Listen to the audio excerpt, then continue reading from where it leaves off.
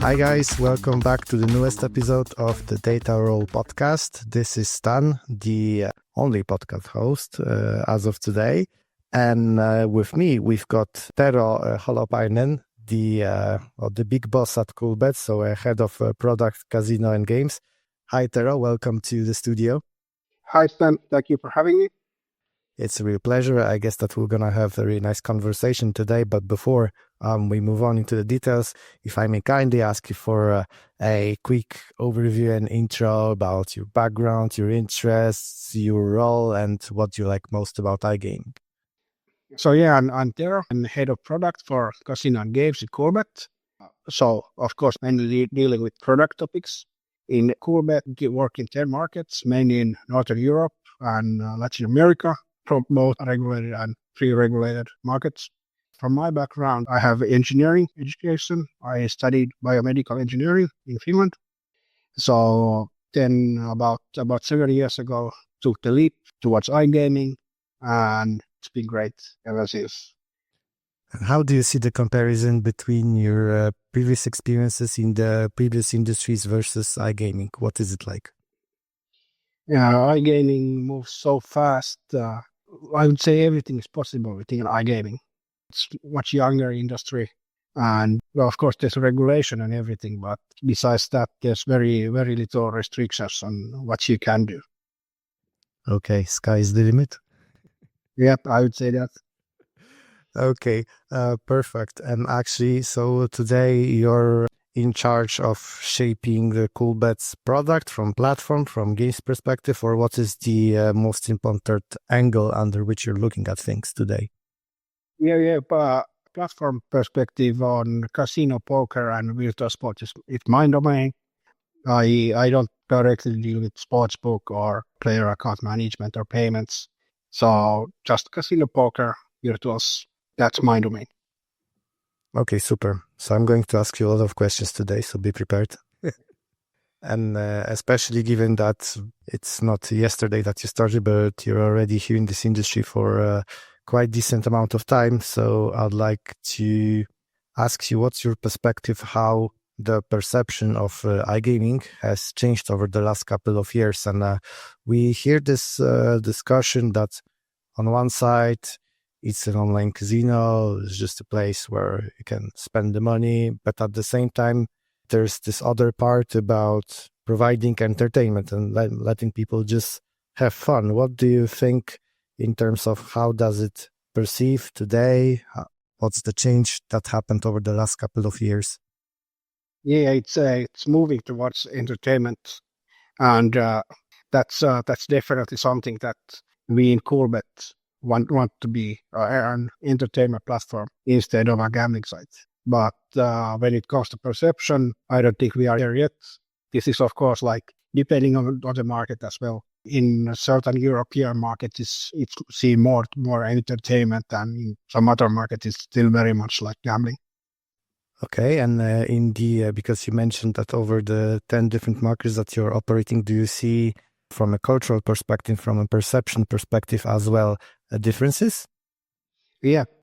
I think like in Latin America, it's more still like gambling.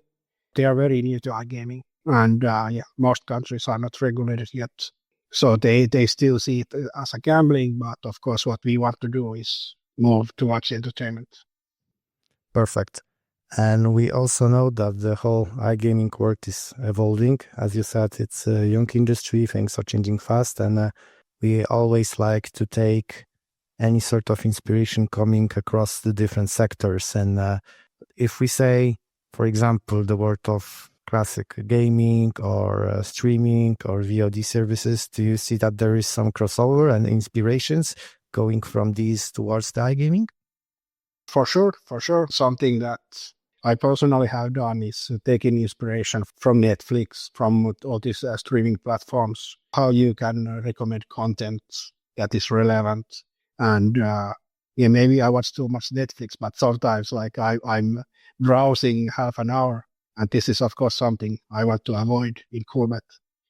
And do you see that, because you mentioned Netflix as an example, So this is a kind of business which is purely subscription based. So you got that monthly fee, reoccurring, renewal, etc. You just add your credit card and you forget that you ever added it before. And do you think that such a model could potentially apply in the iGaming world as well? And this is this very interesting topic to research and discuss. And there are a lot of problems there, mainly with the value to the players. Of course, for operators, it's good that you have recurring revenue. But what is the value to the player that you can provide? And do you really need to charge extra for that value? Say I have a new feature, some gamification feature on top of the games. I would probably make more money if I make it available for everyone instead of a subscription for certain players only. That's one side on the operator side, but what about the players then? What would be the benefit in such a model? It's of course like up to the operator to set it, but one way is that you get higher RTP games, you get higher odds in sportsbook, more frequent bonuses, or there's a lot of ways that you can build this. But in the end, like, is it attractive enough for the player that I want to pay extra for this? Because of course we have to remember that okay, it takes 2 clicks and you are playing with our competitor.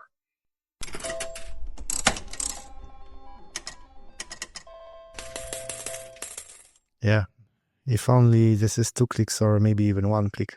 Yeah, nowadays it's even 1 click.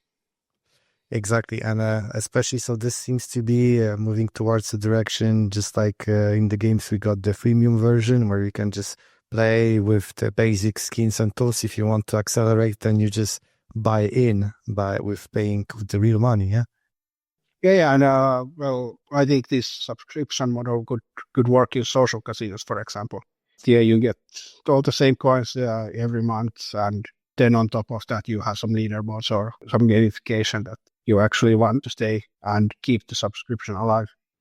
Okay, but so on the other end, there are benefits that players could be having, let's say, higher RTP games, different product portfolio, many other different value that would be brought, but there must be a trick somewhere. What is the trick? What is the challenge? Yeah, well, the main challenge there is to make it attractive enough that you would want to pay for it. I think like regulations allow it, PSPs allow it. I don't think there's any big blockers there except for the demand. This reminds me also, let's take an example which is completely outside of iGaming for the sake of abstraction. So you have, I think it was HP, Hewlett-Packard printers, that on the assembly line, this was one product. And then at the end of the production line, there was a piece of software that was installed in order to differentiate that into 2 different products. The one that was printing faster and the other one was printing slower, just to address 2 different markets niche.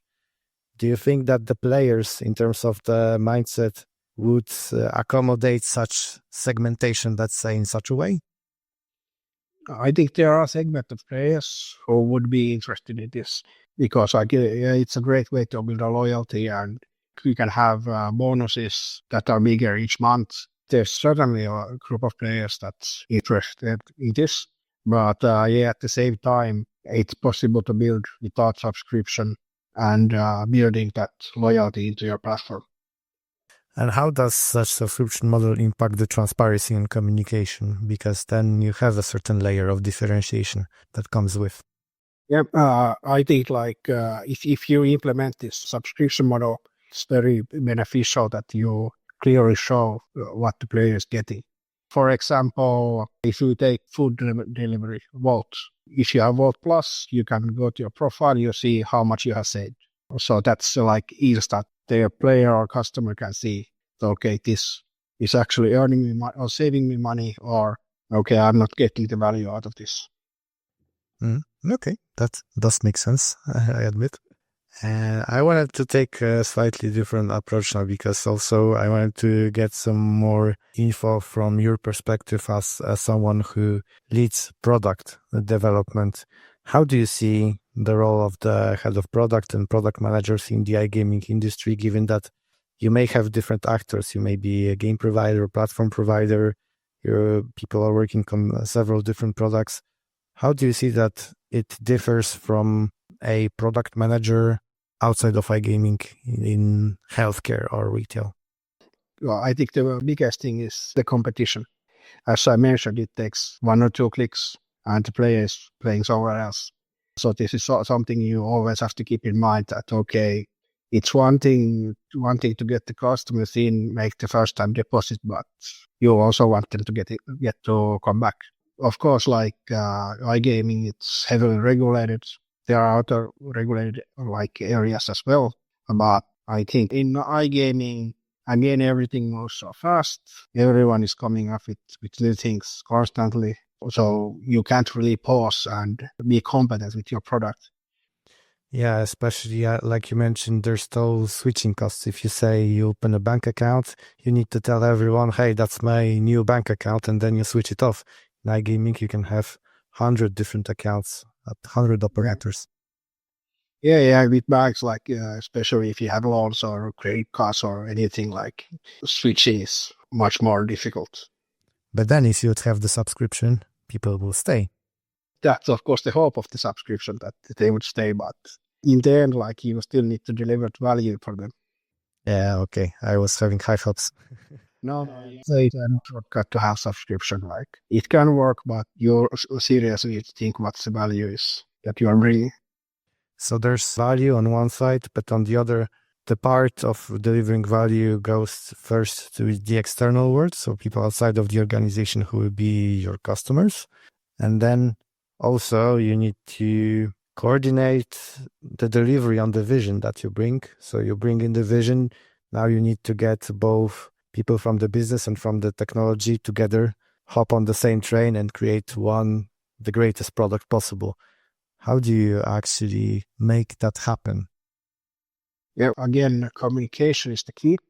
And you as a product manager, you kind of need to work as translator so that business understands the technical constraints and what it takes from the technical side to actually build this.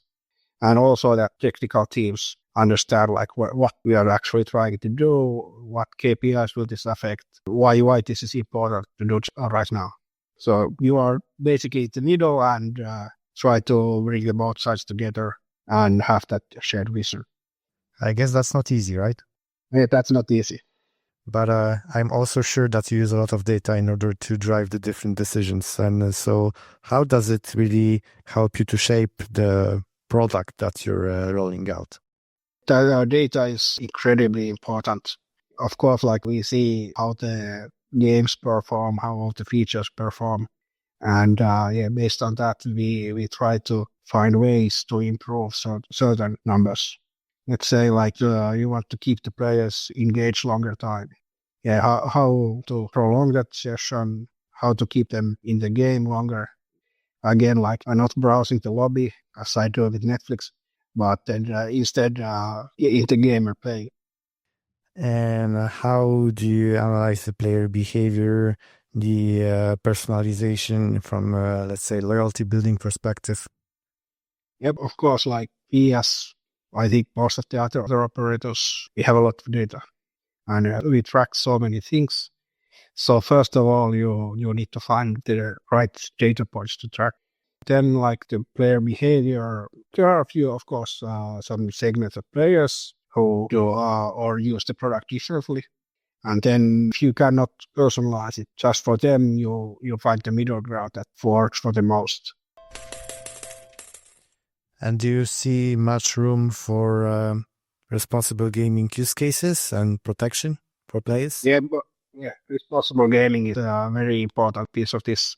Most of the times we can see the warning signs ahead just based on data. Of course, it's not 100%. There's some false flags and everything. But that gives the input for our responsible gaming team that, okay, these are the accounts that you should check more carefully.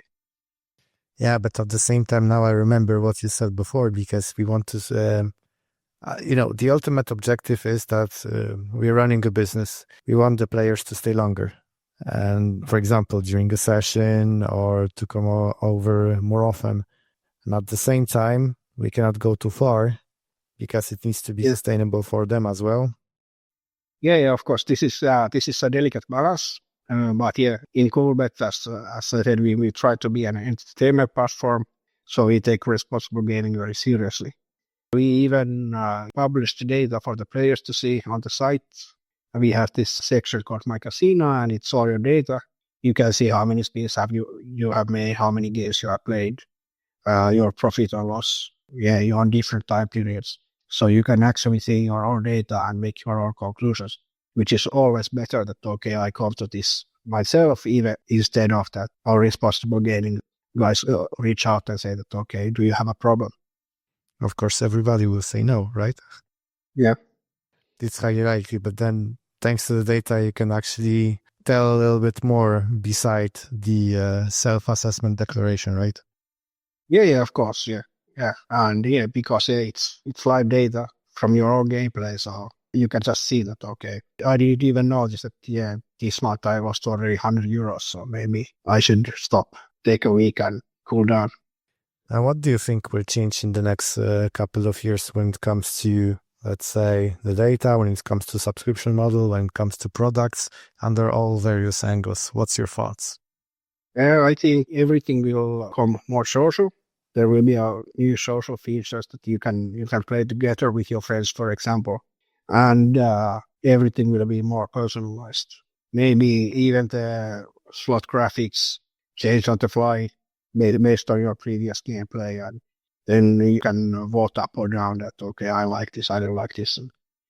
And do you think, just it came to me right now, to my mind, as you were saying about the personalization, because we got so many things that are getting automated, and I already saw some people who are like the visionary, that are claiming that there's going to be, let's say, the middle of the distribution of the population will get all of the products automated and automatically personalized as well. But then we should be expecting also a wave of, how to say, retro action, meaning the most affluent will want to have the personal contact and the standard procedures once again back, and the least affluent will not be able to afford the automation. So you will have the both extremes that will use the manual process, and people who are middle of the road will want to have the automation process, because that's the only solution that they're going to be served. Do you think that this is really going to happen? From the player side, in Europe, you need to be able to opt out of this personalization. So in the end, like, it cannot be 100% ever, under the regulation at least. So yeah, like, as operators, you still need to manage the lobby. You still need to manage everything for those players that are new, so we don't have any data or have opted out. But yeah, I think like automating this will save so much for the companies that more and more operators will go that route. We will see what the time will tell. Yeah, it's interesting times for sure. Okay, that's going to be it for today's conversation. Thanks a lot, Tero, for this very insightful interview. Thank you, Stern, and thank you all the listeners. Thanks a lot, guys. One small piece of information: if you have not done that before, please hit the follow button on Spotify and on our LinkedIn page. Just type data space role. And if you'd like to participate in the next episode, or you know someone who would be a great fit, just hit me up, for example, dropping a direct message on LinkedIn. That's going to be it for today. Time to sign off. Tero, thanks a lot once again. See you next time. Thank you. And guys, remember, keep rolling with the data.